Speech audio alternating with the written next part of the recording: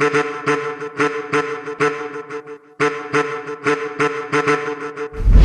I'm Nicole Newman and welcome to The Neighborhood. Today we are in Philadelphia, the city of brotherly love. This is where our founding fathers helped to create the America we know and love today. Philadelphia is also known for its great arts and culture scene, its lovable locals, and of course, one of the most famous sandwiches on the planet. Today we are going to see it all and learn a little bit more about the neighborhood that some may say started it all.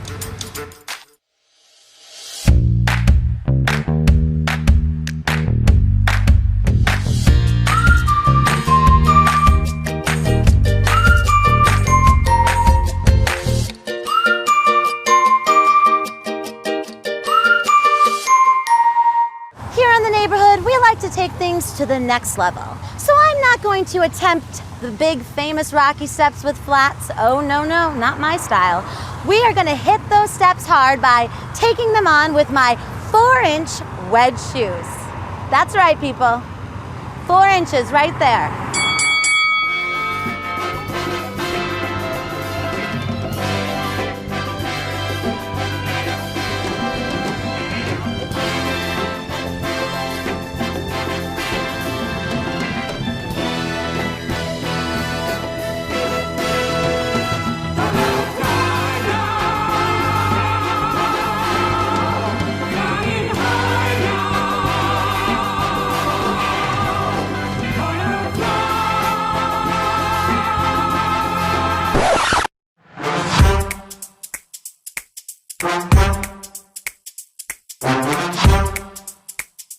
We are here at Pat's, the king of steaks, and mind you, also the creator of quite possibly the planet's most famous sandwich, the Philly steak.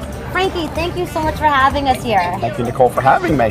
This is actually where not only the Philly cheesesteak was invented, but the steak sandwich was invented as well. So Absolutely. You are like the master of anything involving steak and bread. Exactly. It's kind of a big honor to have that, on our shoulders. It's kind of like you run this town, and Philly cheesesteak you can pretty much get anywhere in the country, but to know that it actually all started right here. Tell me a little bit about how it all began here at Pat's. Okay, well, the story goes, in 1930, my Uncle Pat had a hot dog stand right across the street over there. And every day he sold hot dogs, he ate hot dogs, he and my grandfather. So one day he wanted something different for lunch. So he sent my grandfather down to the butcher to get some meat. And he cooked it up on the grill and he made the sandwich. He put it on an Italian loaf of bread that he had. And the condiments at that time were onions. So I was getting ready to eat it, and the cab driver who ate hot dogs every day saw it and said, wow, this looks really great. Can you make me one? So Pat said, listen, I only have enough for myself, but I'll break the sandwich in half. Broke the sandwich in half, gave it to the cab driver, and he took a bite and he said, wow, this is amazing. He said, you should stop selling hot dogs and start selling these things. And that was the invention of the steak sandwich. Now, a little bit about your background. How did you get involved with Pat's? My dad and my grandfather worked for Uncle Pat. And Uncle Pat moved out to California, so my dad and grandfather bought the business. So you started doing sushi or something? Nah, he tried to move out to California. He tried to make steak sandwiches compete with Brussels sprouts and like alfalfa sprouts. That's what it is. But it didn't work. So Dad and Grandpa bought the business from Uncle Pat, and then just as succession comes, I just made my way here. This year, can you tell us a little bit about what goes into this sandwich of?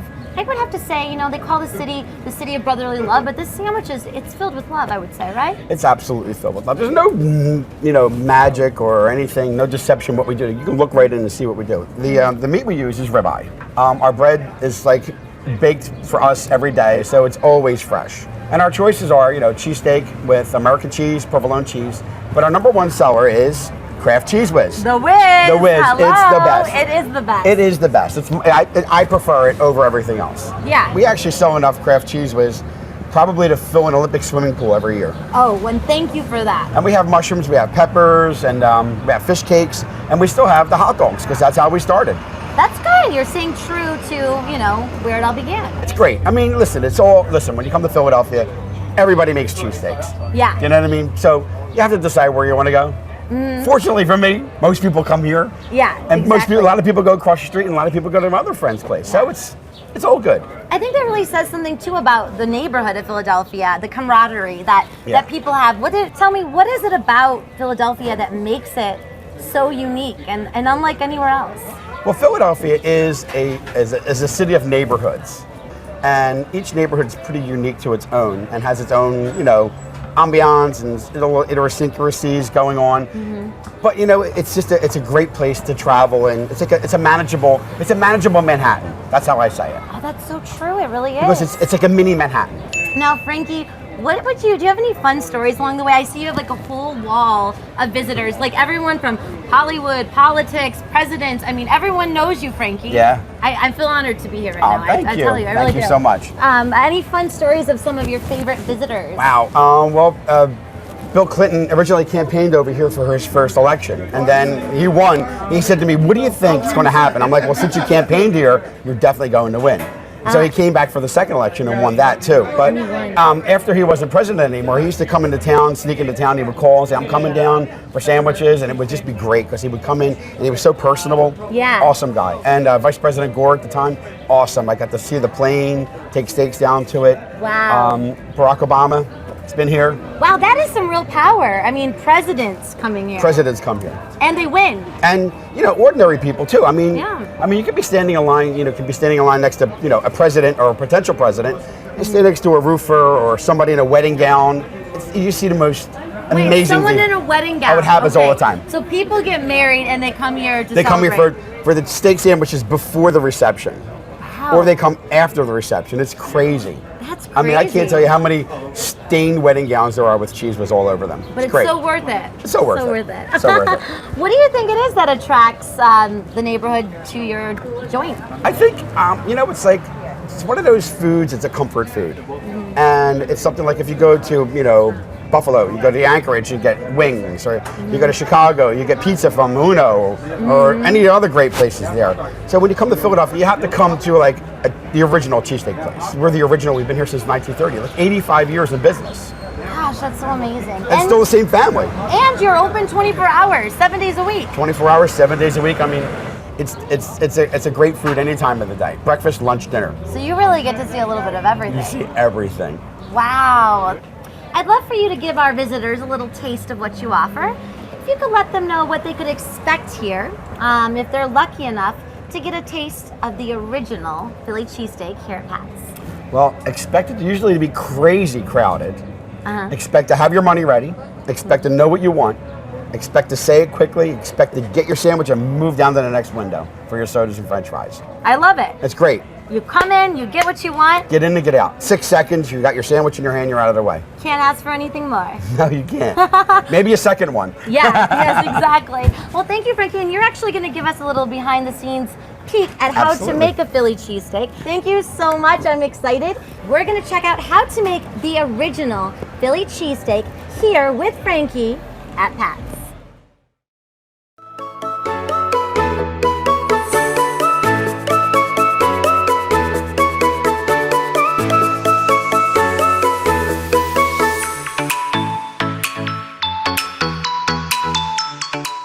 It's all about humanity. About humanity.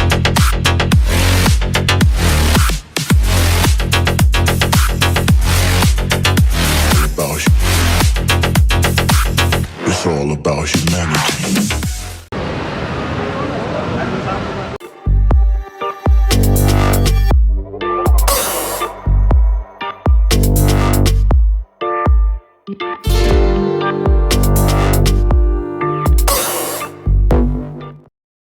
All right, Frankie, you're going to show me how to make the original Philly cheesesteak. We start with ribeye meat.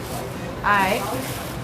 Wow, that's definitely, you can tell it's real fresh and ready to Yep, go. it's ready to go. We lay it on the grill. We put a little joy jelly on it. It's actually soybean oil. Soybean oil, Soybean. okay. It's neutral. It doesn't lend any flavor to it. We let the meat shine. So now you can see the grill's pretty old. It's like having an old cast iron skillet. Oh, that's good because it makes the flavor really good, right? Exactly. It's like a secret. See, now most people in Philly, unfortunately, do an injustice to the meat by chopping it. They do that chop thing. It loses all the juice when you do that, Well, right? people that usually chop their meat use a tougher cut of meat. So they chop it to make it easier. I mean, I guess they can't rely on people having good teeth to chew. So, Tommy. Yeah. Show Nicole how to put the cheese on. This is literally one of the most exciting moments. I am going to learn how to put the whiz on an official Philly cheesesteak, the original, here at Pat's, okay? We got the steak. Make the steak. Got that nice shine to it. Look at that. Beautiful shine to it. Great. Put some onions on it. Whoa.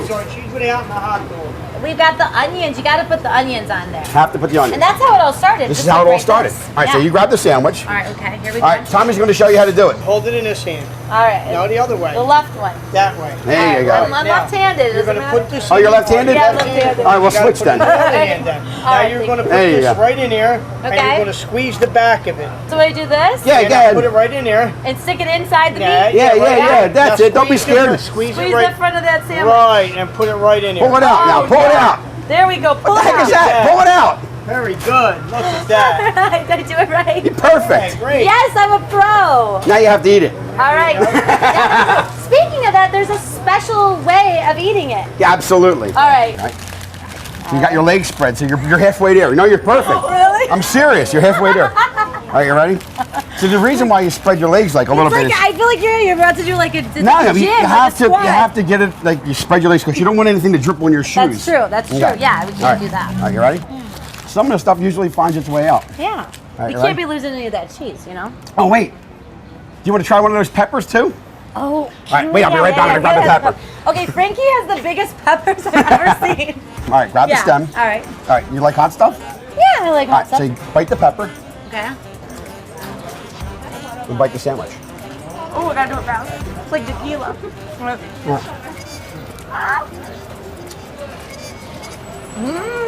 Oh my god. You get in there. All right. God, Frankie's such a pro. I gotta do it like you. All right. So good. So next time you're in Philly, come to Pat's. Cheers. Cheers. Thank you, Frankie, for such Thank an you. amazing. Mwah.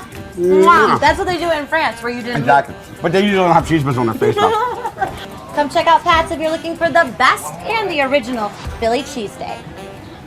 Are you over 50? Would you like to get up to 33% more income in retirement? Then call now for this free book, Annuity Do's and Don'ts for Baby Boomers, from a leading financial firm on maximizing your income in retirement.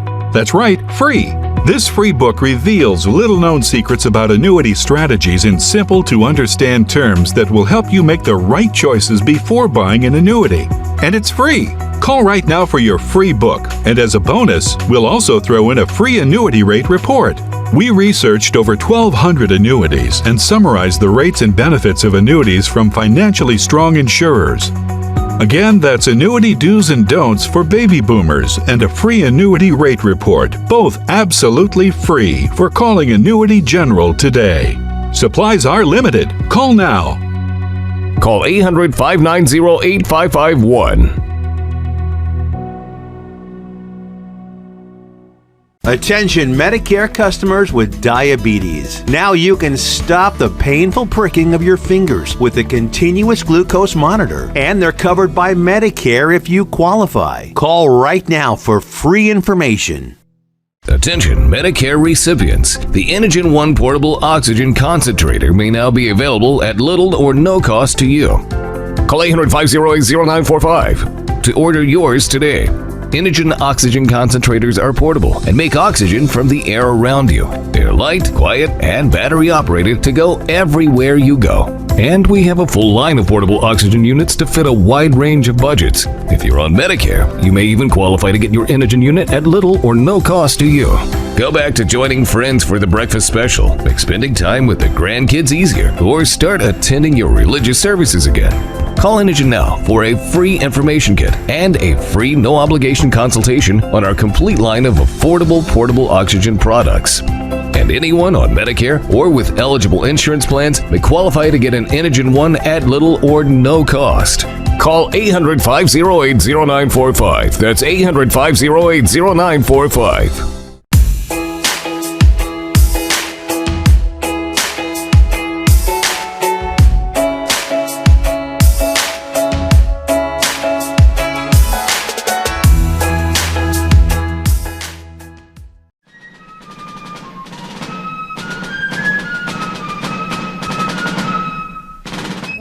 here with Mark Harris at the National Constitution Center. Thank you so much for meeting with us today. Yeah, thank you for coming to see us. We are so excited. I mean, Philadelphia is kind of the neighborhood, some might say that it started it all. I'd love to hear about some of the rich American history that lies here from you, Mark. Sure, this is the birthplace of American freedom. Across the street from us, 2 blocks away, is Independence Hall, which is where the Constitution was written and signed. It's where the Declaration of Independence was written and signed. So many famous figures from our early history lived here in Philadelphia, walked these streets, and really did the heavy lifting to create the nation that we are today, and we're right in the middle of it here. And there's no better way to celebrate that than being here at the National Constitution Center. You actually have copies of like legitimate documents that actually help form this country. Can you tell us a little bit about the exhibits that visitors can see? I can. When people come here to see our museum, they're learning the story of how everyday citizens, not necessarily presidents and judges and senators, real people, how do we use the Constitution to define what it means to be an American? We tell the story throughout American history from our founding right up till today, and we do have a lot of really interesting artifacts that tell that story. One of my favorite artifacts is a newspaper that was printed here in Philadelphia on September 19th, 1787. It's called the Pennsylvania Packet, and it's the first public appearance of the U.S. Constitution. It's our first chance as citizens to decide what the Constitution means. Everything about our museum starts with this innocent-looking 4-page newspaper. It just shows you that little pieces of history can tell a really big story. That's so true. And the Bill of Rights as well. Yeah, we have one of the original 14 copies of the Bill of Rights, which became the first 10 amendments to the Constitution of the United States. They protect so many of the freedoms that we take for granted every day: freedom of speech, freedom of the press, protection against unreasonable searches and seizures. And we have one of the originals right here in our museum, and visitors can get really close and actually see it, in person. Wow. Now there's pretty much something in Philadelphia that everyone can see. I mean, the Liberty Bell is right across the street. Our neighbors, yeah, it's right there next to Independence Hall, and there's tons of other great historical sites here. Philadelphia was founded as a place where people of all different religious beliefs and all different ideas could come together and express those viewpoints. That's a really important part of who we are as Americans. So the city kind of became a model for what America was going to end up becoming. Our neighborhood here, Old City, the oldest part of the city of Philadelphia, is shaped by that, and you can see it in the names of the different streets. You can see it in the different kinds of buildings, the different kinds of religious houses of worship that have been here since the 1600s. It's really just a good reflection of how we allow different ideas to come together and be expressed, and different people to feel comfortable expressing who they are. And right here you have something that really celebrates American freedom. You have the American National Tree. Tell us a little bit about that. It's a touchscreen inside our main exhibit that has 100 faces floating by. You can tap on that person's face and learn their story, find out how they use the Constitution to expand our meaning of citizenship. Some of these people are really famous, like Jackie Robinson, and some of them aren't very famous, but it's a good chance to see how everyday people play such an important role in defining who we want to be. And the thing I love is every year you actually have a chance for anyone in the country to write an essay, and they can write about who they think should be on it. That's right, and that way more people's stories get to be shared, and we get to find out more about the incredible things that everyday people have done and continue to do even today. Now there is a lot of exhibits to see here. Can you tell us a little bit about some of the visitors' favorite spots to check out? Yeah, I think one of the most popular spots is Signers Hall. Now this is a room that has 42 life-size statues that show you the moment of the signing of the U.S. Constitution. And they're life-size in terms of their heights and their body types, so it's really like being in the room at the moment the Constitution was signed. What an incredible experience for a visitor. It really is, because you get to see them as real people. You can walk up to them and see what their faces looked like and see what their hairstyles were and the clothes that they were wearing. And it's just such a great way to really feel close to this history in this great neighborhood where it all happened. And there's also a really great show that visitors can check out, Freedom Rising. Can you tell us a little bit about that? Yes, Freedom Rising is a show that takes place in a theater in the round. There's an actor that's delivering a presentation while a video and music projection accompanies them. And it really does a great job of setting the stage for what you're going to see in our museum, which is the story of we the people. And that's something I really love about your museum, because when I was down there, I became president. Yeah. So you got to take the oath of office. It's not just for all woods, it's for all blondes, okay? I loved it. I felt it was a great moment. You really engage the visitors. You make it a fun experience. And also, you do history from where it all started, but also up to now. Now, the Liberty Medal is presented here. Can you tell us a little bit about that? Yeah, every fall, the National Constitution Center awards the Philadelphia Liberty Medal to someone who has helped to advance the cause of freedom worldwide. It's a large gala event held on our front lawn. It's open to the public. There's always an address that's given by the winner. Some of the past winners have included Bono, Hillary Clinton, Steven Spielberg, Presidents George H.W. Bush and Bill Clinton, and Mikhail Gorbachev. Wow. Now, if there's one thing that you're really hoping that a visitor takes away from them, what would that be? I think I want them to understand just how big of an experiment the Constitution not only was, but still continues to be. It's up to us to really define what kind of country we want to live in, and the Constitution is our instruction manual to try to figure that out. This is where it happened. It was created in Philadelphia, but it's been the legacy of all of us ever since then to try to uphold the Constitution and use it to create the kind of country we want to live in. Thank you so much, Mark. Thank you for coming, yeah. Thank you. It's been an incredible experience, and if you're looking for a way to really learn about our American history, then you need to come here to the National Constitution Center. It's all about humanity.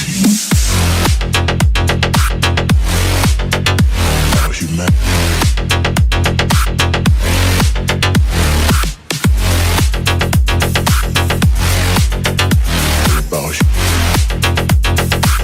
It's all about humanity.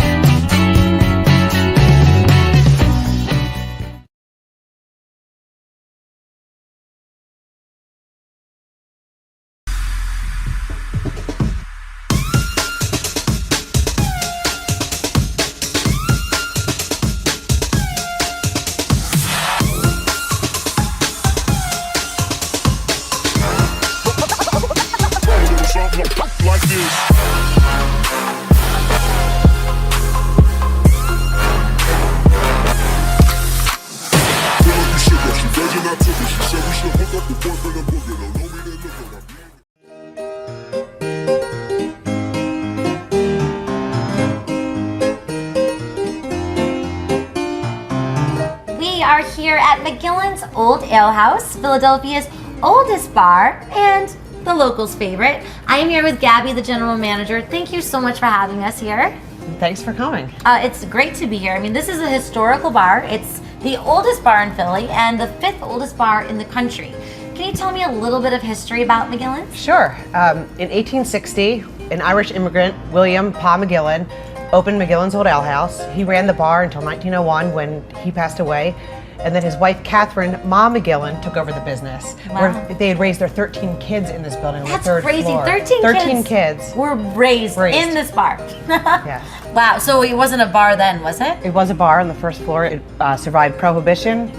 Wow, so they were providing some drinks during the Prohibition? It was alleged that they used to use the back door.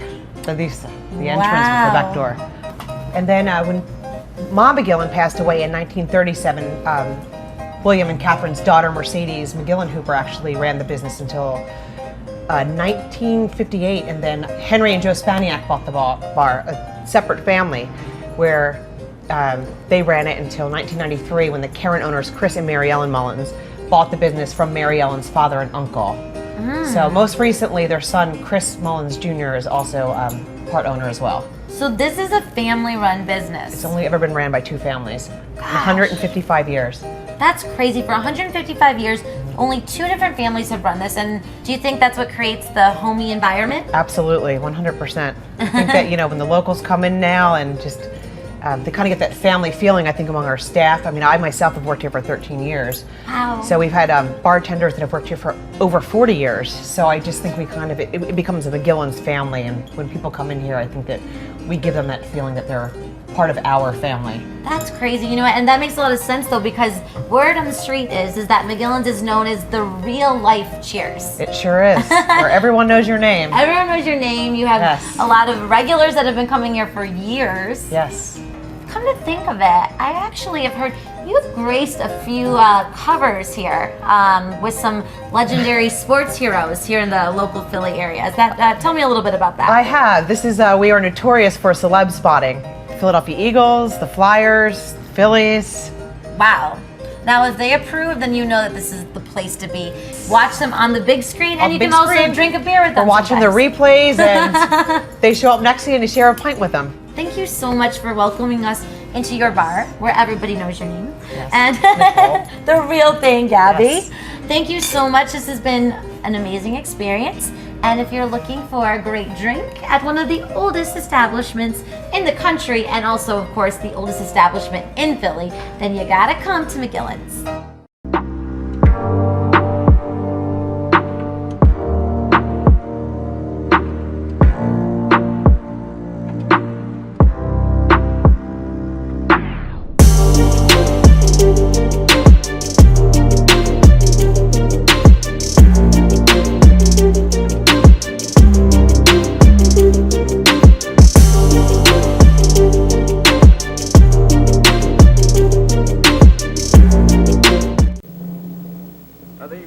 The only Magnifico the Magnificent. He will do the super back and forth, up and down, triple somersault. The only such somersault done anywhere, by anyone in any place in the world. And there he goes.